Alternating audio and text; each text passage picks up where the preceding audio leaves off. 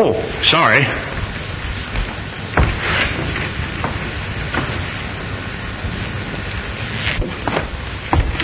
Oh, I gotta see the chief. Oh, but this is important. Manelli won't mind, will you? No, he won't mind. Well, I thought I sent for Lieutenant. Well,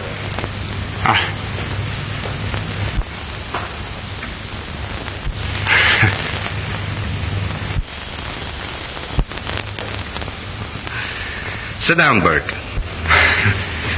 Thank you. What's on your mind? Maybe I can help you. Possibly it's about my daughter. Yes, Diana has promised to be my wife, and we want your consent. You have it. But Diana wants she gets. She said she wouldn't think of marrying me against your wishes. I was afraid that you'd want her to marry Dave Graham. Professor Graham is a very fine man and a successful criminologist. Yes, sir. He's all of that, and that's the reason I was afraid I wouldn't have a chance. I'm only a lieutenant. You know, Danny, I think you're going to be successful, too. I don't know anything about your family, but I've had my eye on you ever since you came on the force. With a wife like Diana, I'm sure I'll reach the top. Perhaps I better warn you to look out for your job. I've got my eye on that badge you're wearing. Well, keep your eye on it. You may get it.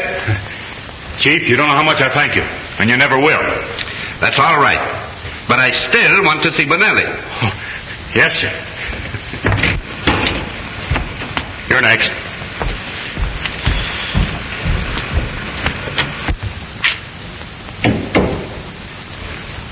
Good morning, Chief. Bonelli, there's too many brawls in your district lately. Almost every night there's a knifing. You know, I got a tough district to handle, Chief. Maybe you can't handle it. Sure I can. All I want is a little more time. I got everything pretty much under control. You know, there's two factions down there. And? How'd you like to go back wearing a patrolman's uniform? Well, I don't like that, Chief. Then listen, Bonelli. From now on, I want you to arrest every man down there that looks like he might know what a knife is. Now, that's all. Get out. Send Finnegan in. Yes, Chief.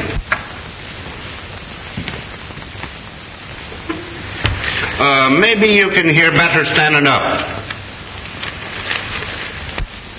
Finnegan, I've had my eyes on you for months.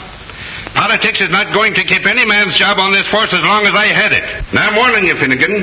Keep your nose out of politics or I'll break you. I know what's running through your mind. You're thinking I won't be long on this job. Well, maybe not. But while I'm here, there'll be no interference from shyster lawyers or underworld bosses. Well, maybe I can give you some advice. I know it's your advice. Now get out of here.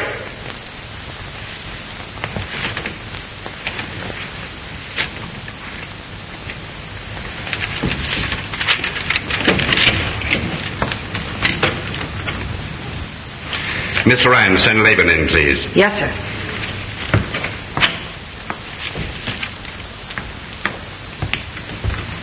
Levine?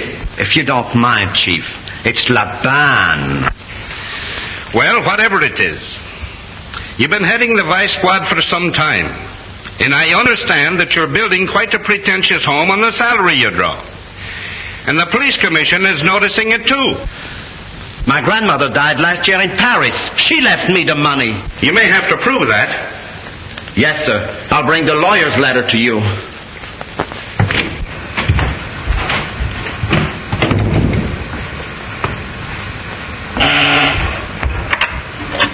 Yes, Chief. Get Captain Withers for me, please. Yes, sir.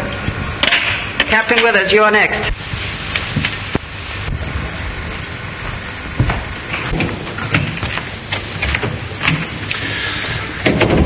Hello, Bill. Hello, Jim. Sit down. Bill, I'm going to relieve you of that precinct job. You're going to head the gambling detail. How about Phillips, Chief? I had him on the carpet. It's noised around that there's a payoff. Jim Phillips wouldn't take a dime of dishonest money. But this will break his heart. I have a lot of confidence in Phillips, but I don't want him to remain where he'll be framed by a bunch of crooked gamblers. Phillips won't understand. He'll think you're breaking him. He's sort of bitter at times. That's my worry. I can handle him. When he gets through, he'll have every man on the force down on him. Hey, Withers? I guess the chief knows what he's doing. Maybe you benefited by it. That's why you talk that way. Listen, Perkins. Officers who have done their duty don't have to be nervous about what the chief does. He's got the whole department boiling. There's a dozen fellows would like to be pallbearers at his funeral. Miss Ryan, will you come in, please?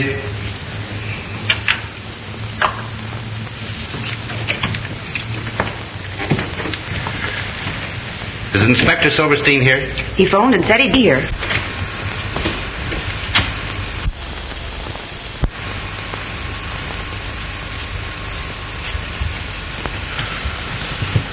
What is it, a shake-up? Shake up and down. As I was saying, Mary Ryan's got one of those red-hot Irish tempers. And as a policewoman, she packs a gun. If Sullivan thinks he can go gallivanting around with her daughter late at night and bring her in at all hours of the morning... Kathleen Ryan's the chief's secretary. And they...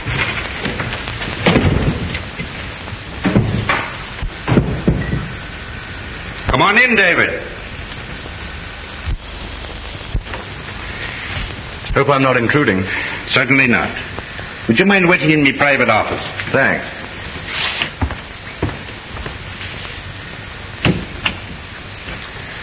Inspector Silverstein. Come here, please.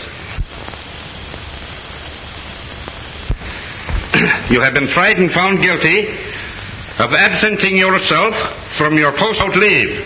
Now, I'm warning you. If you should let this happen again, you will be severely punished. Well, you see, Chief, it was Rebecca's anniversary, and actually we had some people over for dinner, so Now, that all came out in the hearing. Take your place among the officers. Gentlemen, I am proud to say that we have one of the finest police forces in the country. I know it's not 100%, but I don't know of anything that is. I have seen fit to make some changes today for the benefit of the department in general and officers individually. Some of you may not like it. If not, I'm sorry.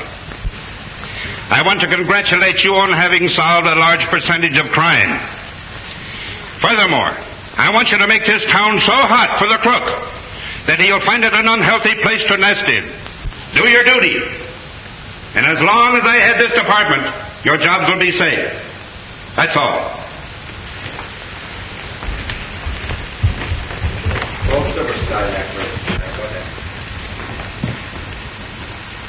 Inspector Silverstein.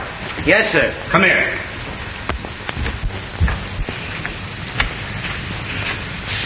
Tell Rebecca that I'm sore because she didn't invite me to her party. Also tell her that I'm dropping by some evening soon for gefilte fish and matzo balls. And some sweet and sour pickles, and a nice piece of schmaltz herring. Keep your seat, David.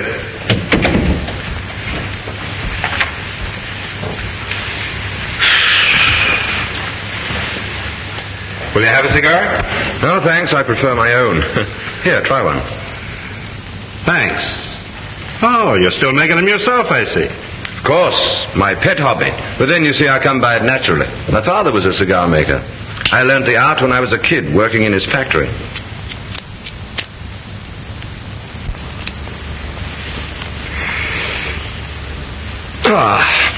If I were a woman, I think I should go in for very expensive perfumes. But as it is, I have to content myself with fine imported tobacco and roses. Of course, you've heard of Diana's engagement. Sorry, David. But since it wasn't you, I'm glad she chose Burke. He's a clean young fellow. I agree with you. Of course, I wish you'd shown a little better judgment and chosen me, but as it is, I wish them all the luck in the world. That's very kind of you. The next best thing to a winner is a good loser. And I'm sure Diana will always have the greatest respect and affection for you. That will always be my feeling towards them both. Come in. Dr. McNeil from the insurance company. I'll be going. No, that's quite all right. Send him in, please.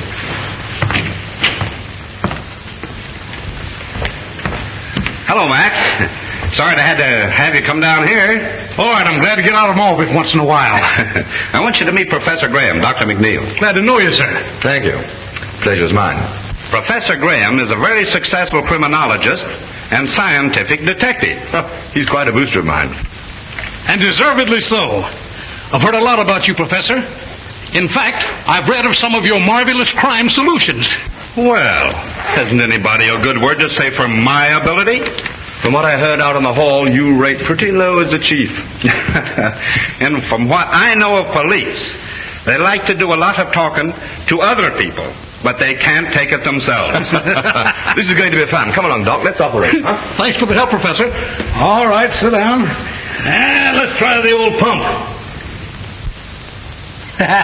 Hitting on 16 cylinders. I will try the blood pressure. There you are.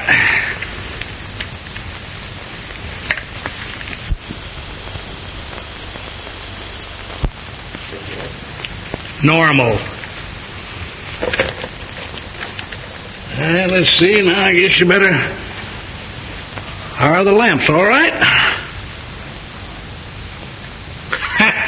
Bet you can see in the dark with those glimmers. All right, the Mammoth Cave. Perfect as a prima donna's. All right, let's see now. Let's try the old bellows.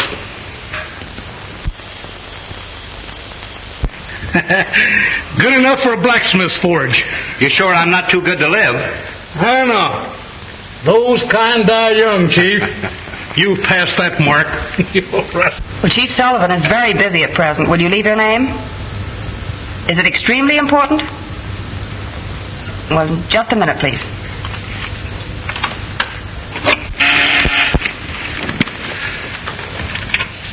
Yes? There's a party on the wire who won't leave a name. Says it's urgent.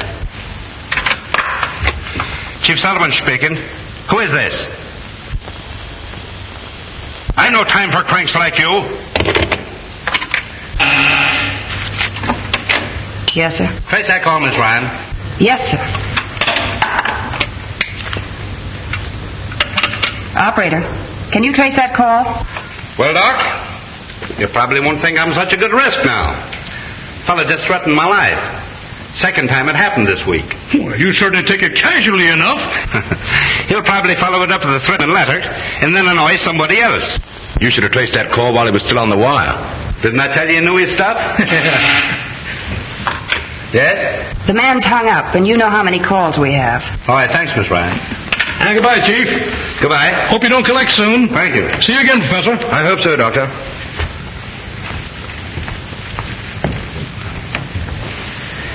Say, Graham, what about giving us a lecture tomorrow?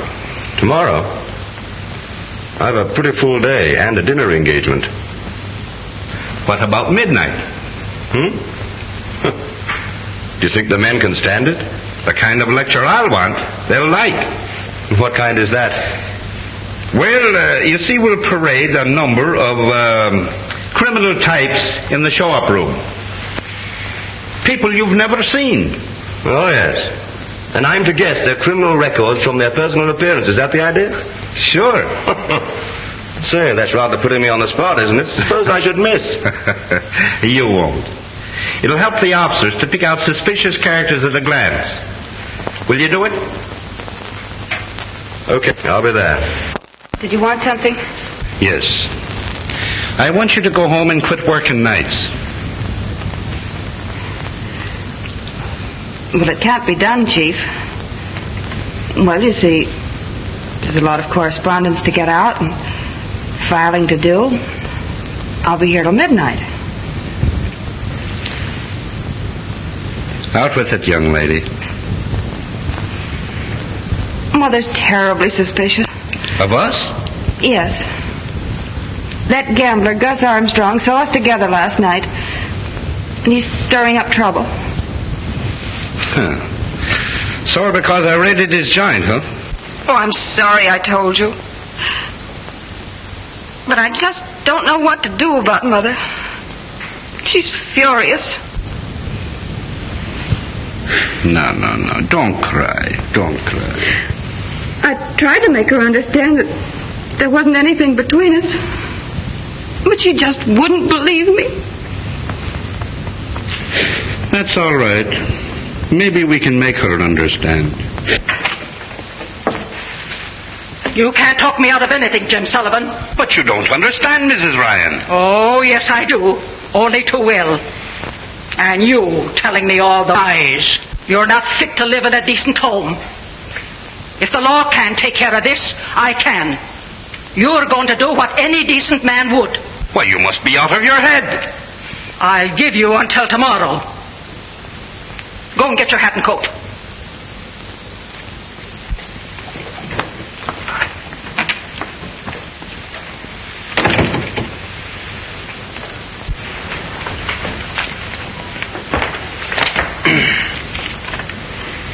Calling car 71, car 71. Go to 22nd and St. Anne Street. 22nd and St. Anne Street. A barking dog. Calling car 36, car 36. Go to 59th and Rampart. 59th and Rampart. A drunk man beating up his wife. That is all.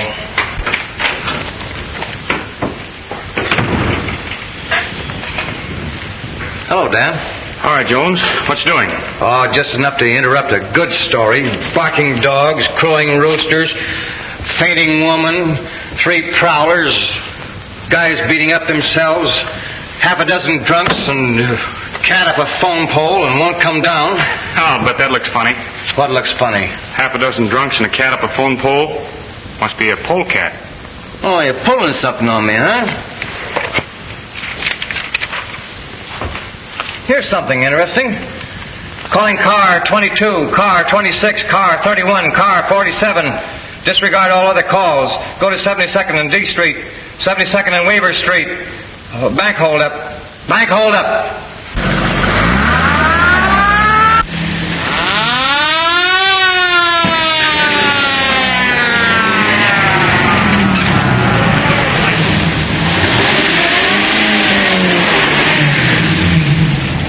Calling car 22, car 26, car 31, and car 47. Bank bandits escaped out Kings Highway, hopping in black sedan. 3 in car, 3 in car. Boy and 2 older men. Take no chances with this gang.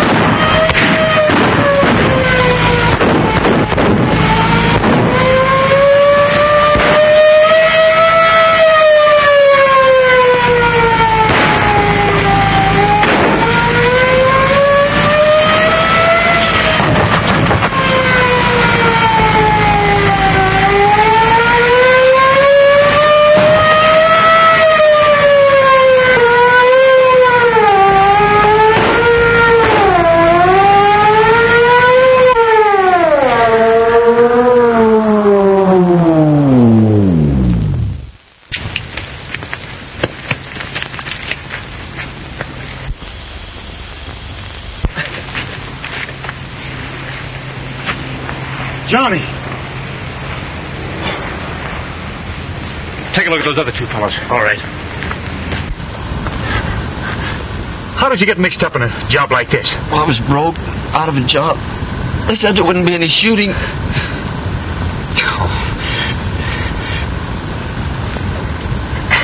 Thanks, Daddy. You should have come to me. I don't want to go to prison. They might even hang me. They can't do that, Johnny. Well, those two won't do any more hold-ups. Listen, go call an ambulance, quick. All right, I will.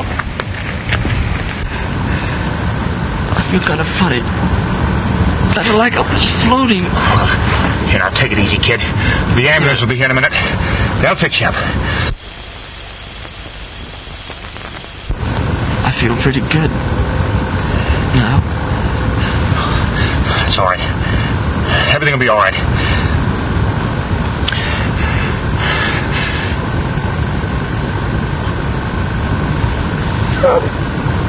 Johnny. Johnny.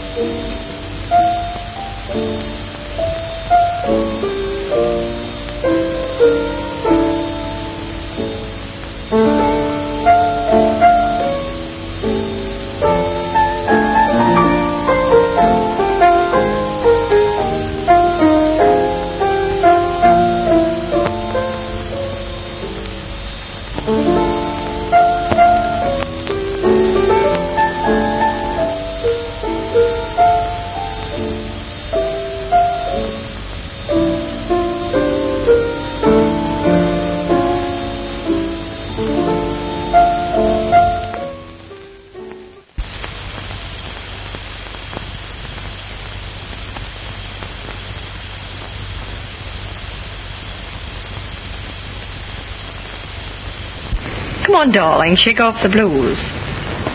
You know, you're an engaged man. Diana, I went through something today that doesn't make me feel exactly cheerful. A young fellow was trapped with a bunch of crooks. He was shot and killed. I understand how you feel, darling. He was only a kid. Told me it was his first job, but he was broke.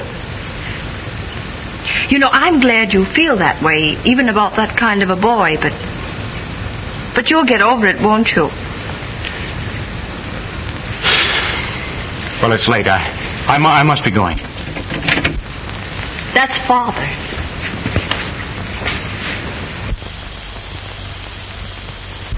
Hello there. Hello. It's a nice piece of work you fellows did today, Burke. Thanks. I was just saying good night, Chief. Would you mind waiting a few minutes? I'd like to talk with you. What? I'd be glad to. I'm a little tired. Will you excuse me? Surely. You run along and get some sleep. Good night, Father. Good night, Jane.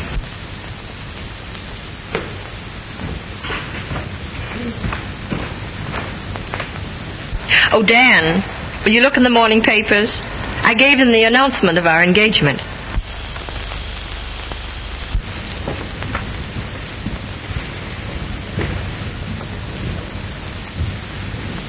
Sit down.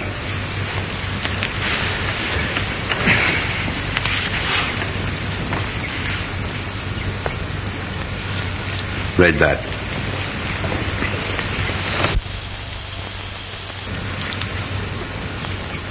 Of course, Dan, you'll release my daughter from the engagement. Release? Release Diana? Yes. 'Tis the only honorable thing you can do. But I love her. All the more reason why you should free her from a compromising situation. But I can't understand why I should be blamed for something my brother did. Then why did you deliberately conceal his identity? Because I knew the people wouldn't understand. Even Diana might not. I like you, Burke.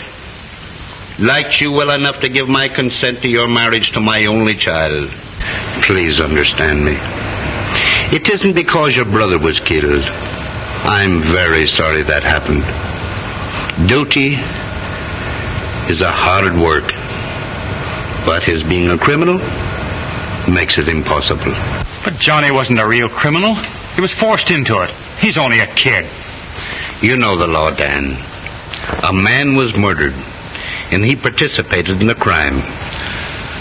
Why, everybody would point out Diana as the wife of a man whose brother was a murderer.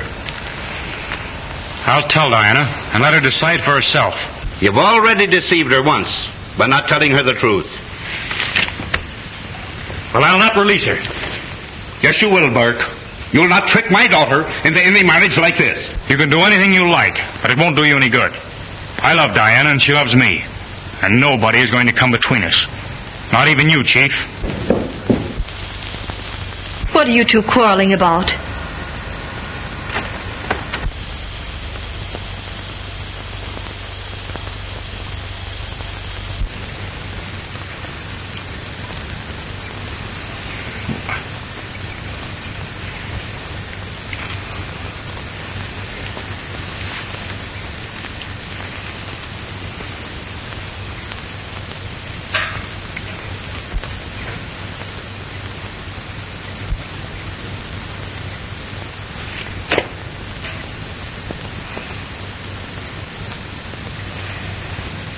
Your father is asking me to release you from our engagement.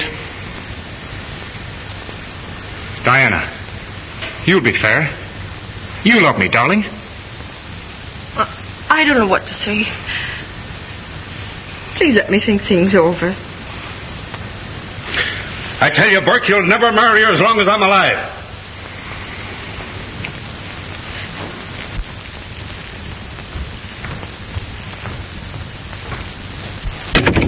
Oh, Dad. Dad, please be reasonable. Let me work things out in my own way. I don't want you to marry into a family with a criminal record. It isn't that, Dad. What hurts me is that the man I love tried to deceive me before our marriage. Diana, why don't you pack up and take a little trip somewhere? Bermuda, Miami, or anywhere. No, darling, I think I'll just go out for a little ride, and don't you wait up for me. It's not safe for you to ride around this time of night. That's not very complimentary to your department's efficiency, is it? You're not going to see Dan Burke? No. No, I'm not. And that's a promise. All right. Good night, dear.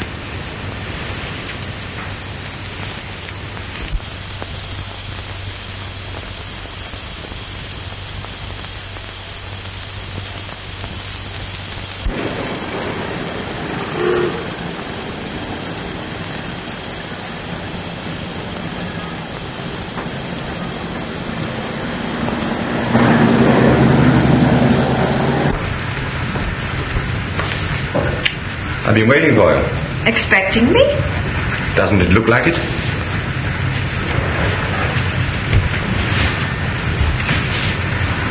I suppose you also know why I've come here. Certainly. I read the evening paper. That'll brace you. David, what am I going to do? You know perfectly well what you're going to do. Only being a woman, you won't admit it. Well, I know. You're going to marry Danny Burke, and you'll be perfectly right. Why are you so sure? Well, after all, he isn't to blame for this tragedy in his family. But why didn't he tell me? Why did he hold things back from me? Try and realize what's running through the poor fellow's mind. He's engaged to a girl whose father happens to be the chief of police and has given his consent thinking he's going to have a son-in-law he'll be proud of. And then what happens? In the discharge of his duty, he's shooting it out with a bunch of gangsters and discovers that one of them is his own brother. His brother's fatally shot, and he thinks that no one is aware of his identity. Now what's he going to do? If he tells you or your father, it means an end to all this happiness. Thank you, David. You're awfully sweet. Oh, thank you.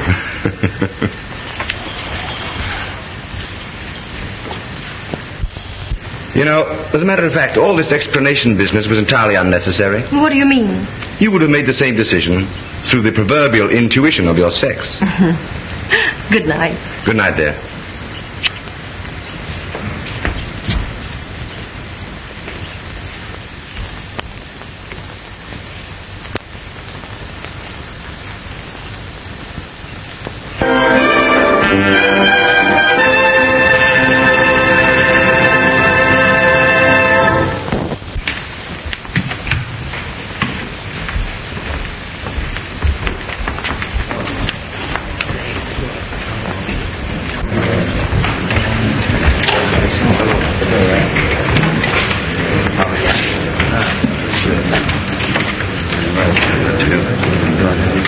I hear you're not on the gambling squad after tonight.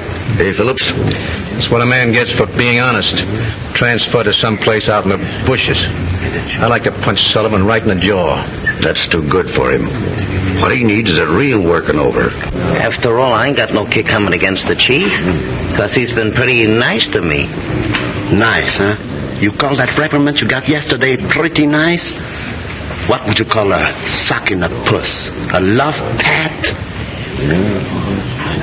If he thinks he's going to be chief for another 30 days, he's crazy. Gus Armstrong's got enough political pull to take care of that. Accused you of playing politics, didn't he? Yeah. What does he think he's playing, pinochle? Listen, my mind's made up and that's that. Diana is of age, and you can't stop us. My daughter will not go against my wishes. She has given me her word. I guess Dan Burke won't be so high and mighty when the police commission put him on the carpet for his kid brother. Sullivan, he get him out of that all right. Burke is going to marry the old man's daughter. Yeah, you got another guess coming. You think Sullivan's going to take on a son-in-law that had a bandit brother? Did you hear about Mary Ryan and the chief? Got wise that Sullivan take her out, huh? I was talking to the janitor last night. He said the old lady was threatening the chief, said he'd have to marry Kathleen or else.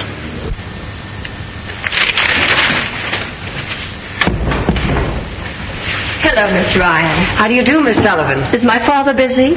Lieutenant Burke is with him.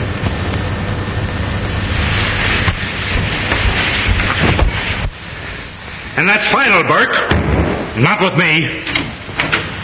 Hello, Danny. Hello, Father. Hello, darling. I've just been trying to convince your father. It's 10-1 you weren't successful. I wasn't. I'm the only one who can win an argument with him. But this is one time you won't. But, Dad, it isn't right to blame Dan for something his brother did. I don't. But it's the deception and the compromising of your reputation. Oh, let's leave out my reputation. I wouldn't let gossip keep me away from Dan. And now I'll tell you, just as I told him, that as long as I'm alive, he'll marry you. But, Father, we love each other. And we're going to be married and everything. Captain Withers is here. Send him in. Now, if you'll all excuse me, I'll see you later in the show-up room. Come in, Captain Withers. Pull up a chair and sit down.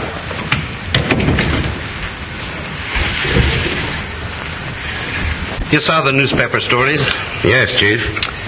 I want you to tip me off if Burke and Diana try to get a marriage license. Diana's hard-headed and self-willed.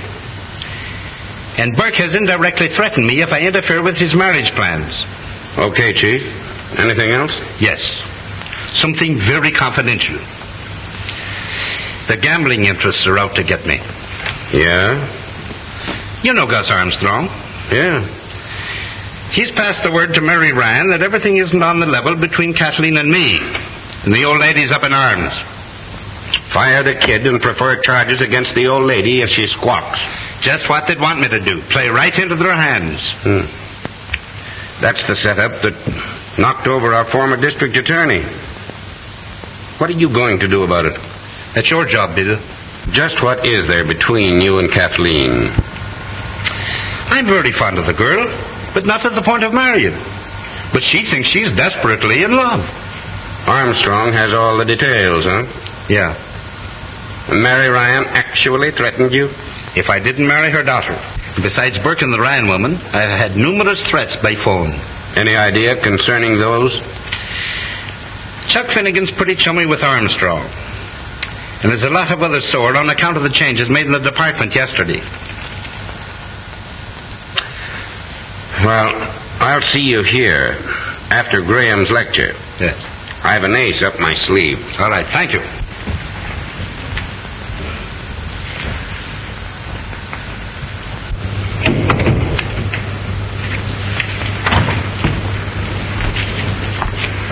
Do you mind if I hear Professor Graham tonight?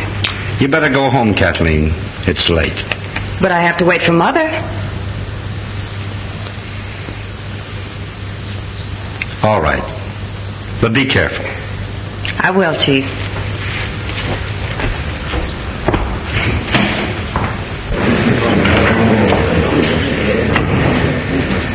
You've been pretty white about this situation, Graham. I want to thank you. I've always been interested in Diana's happiness. Father believes in you, David. I wish you could bring me round to our point of view. It's going to be a little difficult, but I'll try. Thank you.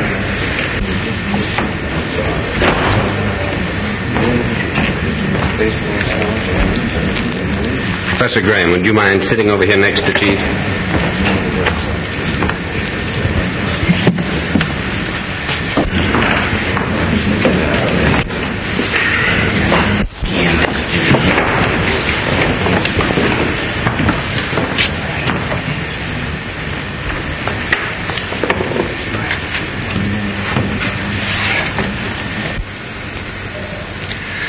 All right, Withers. Introduce Professor Graham. Okay, Chief.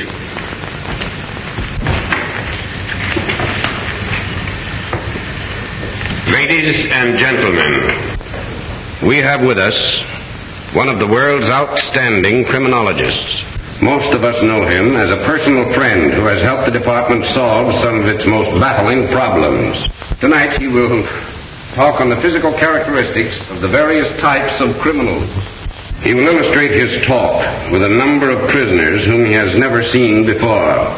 As the prisoners are paraded by him, he will classify them by their physical characteristics. We shall see whether the deductions agree with our records. Ladies and gentlemen, Professor David Graham.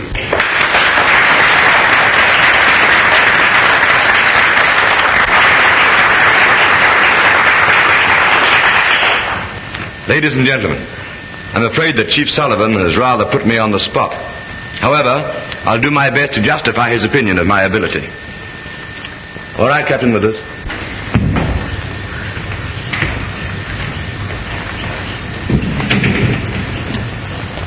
Duped into crime. Charge. Arrested on suspicion of theft. Record. Served 2 years in state reformatory. 18 months in the Good Shepherd Home for the feeble-minded. Oh, come on. Had his mind been alert, he would never have attempted violence at such an inopportune moment.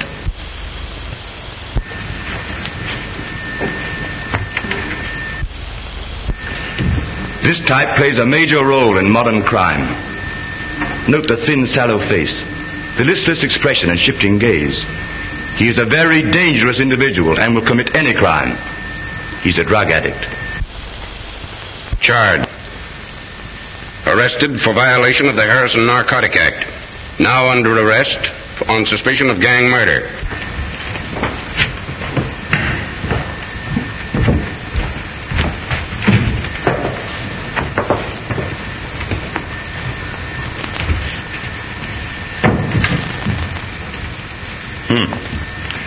The larger girl is aggressive.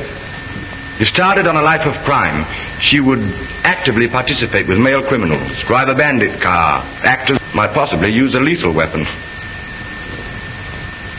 The smaller girl has no initiative, just prefers the easy life. Charge. The taller girl arrested on suspicion of robbery, known to be a gambler's moll. The smaller girl arrested on a vagrancy charge.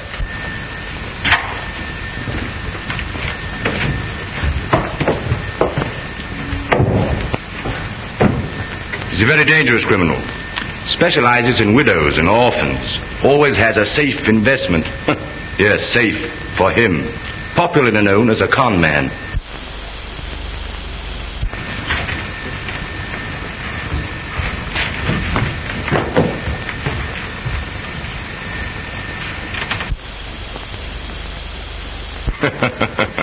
Not a criminal type at all.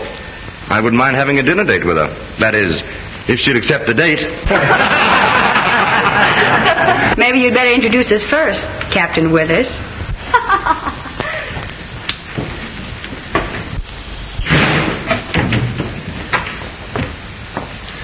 Professor Graham, my daughter, Mary. How do you do? I'm happy to meet you.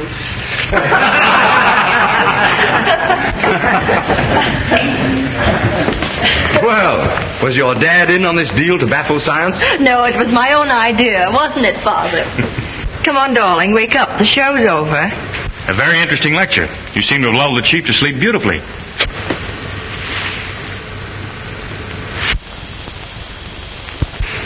Oh, he's dead. I think she's right. Dr. Kelly! Dr. Kelly! The chief! Must have been instantaneous.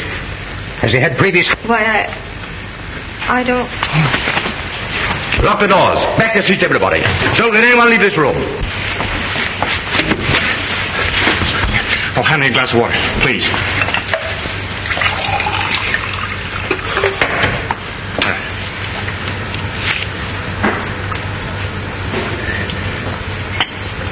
Thank you. Are you all right, Diana?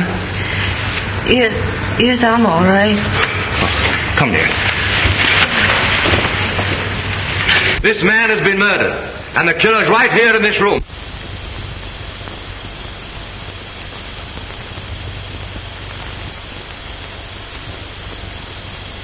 Back your seats, everybody, and lock those doors. Steady now. We'll sit over here.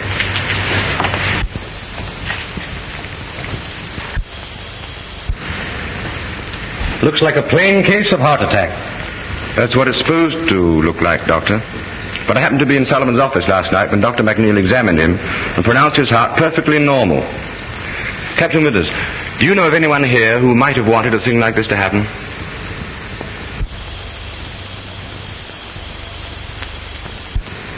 Yes, a dozen of them. Including a woman. Stay away from there. He's no good to you now. Clue number one. I'd have been willing to sign a death certificate without an autopsy. I'd have said angina pectoris. But I detect different symptoms now. What would you say, offhand? Complete and instantaneous paralysis of the respiratory organs, with possible brain hemorrhage. Might be the work of some poison, Graham. Do you know the poison that would work this? Yes, just one. In civilized countries, it's known only to a few chemists and scientists. It's distilled by jungle Indians from the upper reaches of the Amazon. Fierce little pygmy tribes with only the crudest of weapons. They dip their darts into this poison and then propel them through blowguns. Since Chief Sullivan was seated in the front row, the dart, if there was a dart, must have been fired from back of him. It ought to be easy to determine that.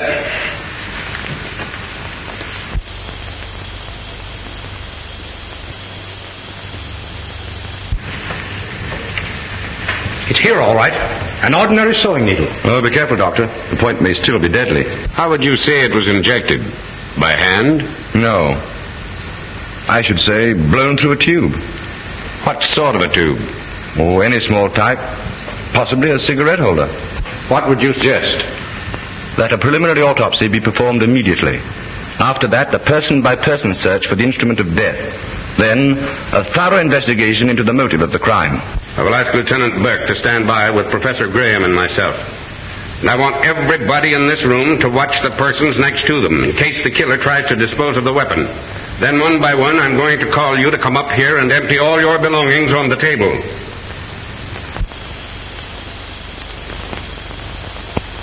Each of you who has any knowledge of a possible motive to write it down on a slip of paper which will be handed to you. You need not sign your names.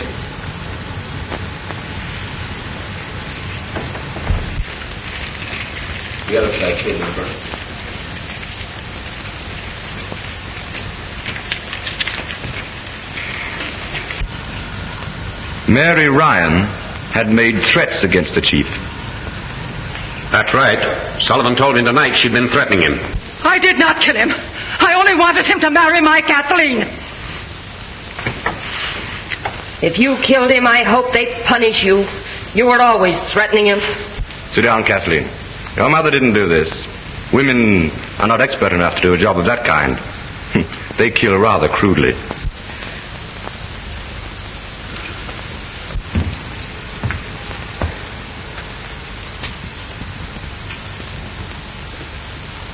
Captain Perkins, you were overheard saying that you would like to be a pallbearer at the chief's funeral. Is that so? Maybe I did say it. What of it? I was sitting right here by Phillips, wasn't I? Yes, right here by me. Graham, listen. The needle in Sullivan's back didn't kill him. He was already dead when it struck him. How do you know that? The wound didn't bleed. Circulation had stopped. The slayer was not directly behind the chief. I can show you just exactly how it was done.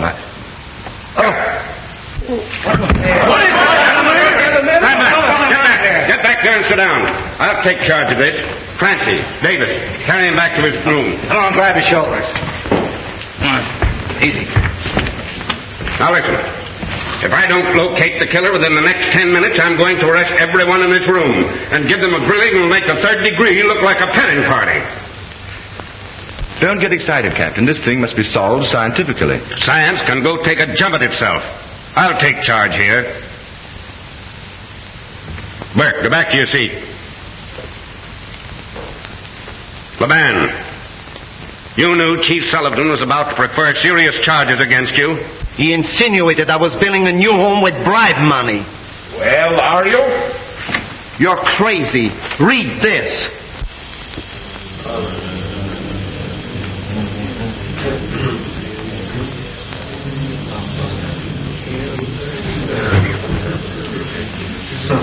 I told the chief I'd bring a letter to prove that I inherited the money.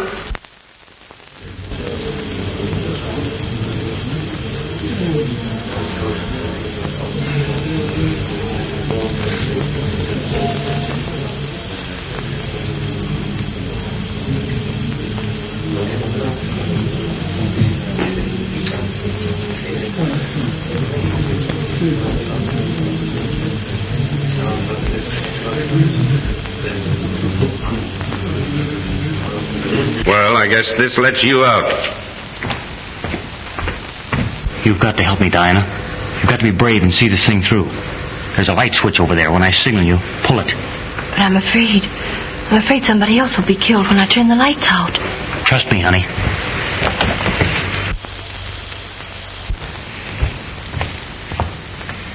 Graham.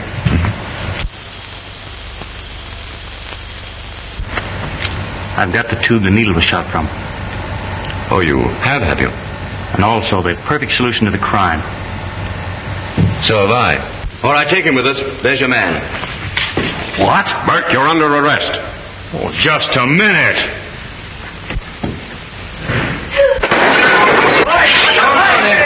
Turn on those lights. Turn on those lights. Someone has killed Burke. Daddy! Get back. Get back. Stay back where you belong. Daddy! Listen, Diana. He killed your father. He killed him because he was opposed to your marriage. Then he killed Dr. Kelly to cover up the first crime. You see, he'd known for the past half hour that I had the evidence on him. He took the only way out. Killed himself with his own poison. You'll find the deadly tube in his pocket, cleverly concealed in a cigar.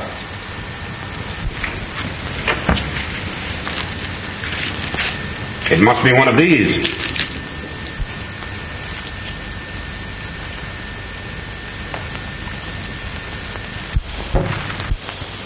You see?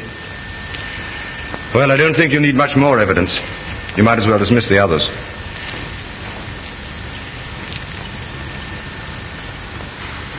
To think Burke would do this. Clear case of heredity. He was a criminal by instinct, just like his half-brother, Johnny.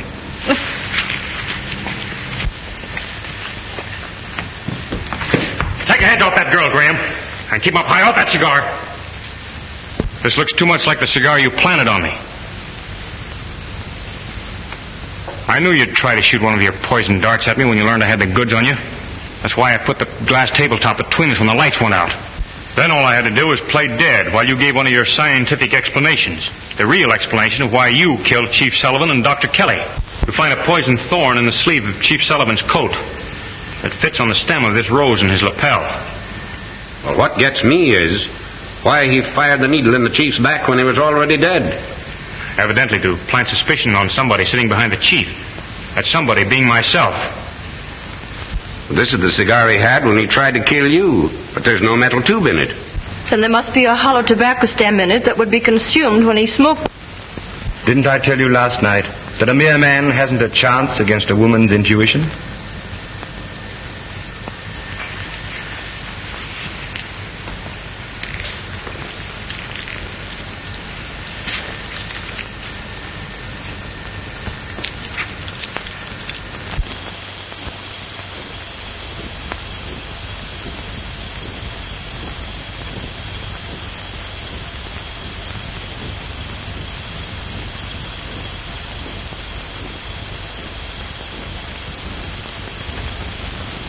Months ago, who would have thought the world could be beautiful again, Mr. Burke? It can't help being beautiful with you in it, Mrs. Burke.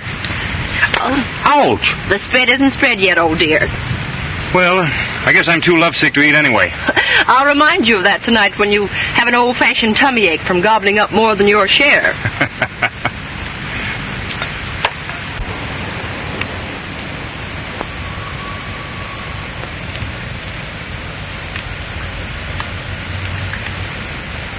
Gee. Well, what's the latest sensation? Oh, nothing. What are you reading? Nothing. Skip it. Let me see. Now, listen, Oh, come on. I want to see it.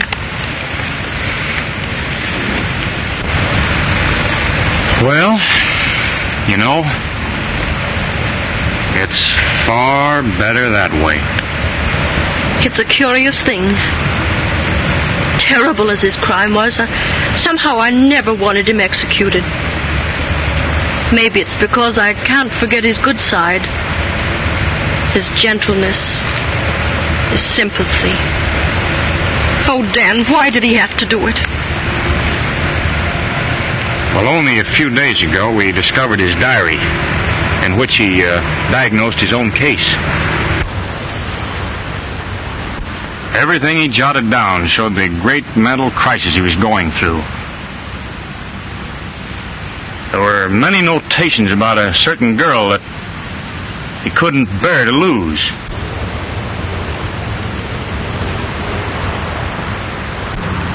Well, his mind became possessed with the idea of staging a perfect crime to defy solution and enable him to win back this girl.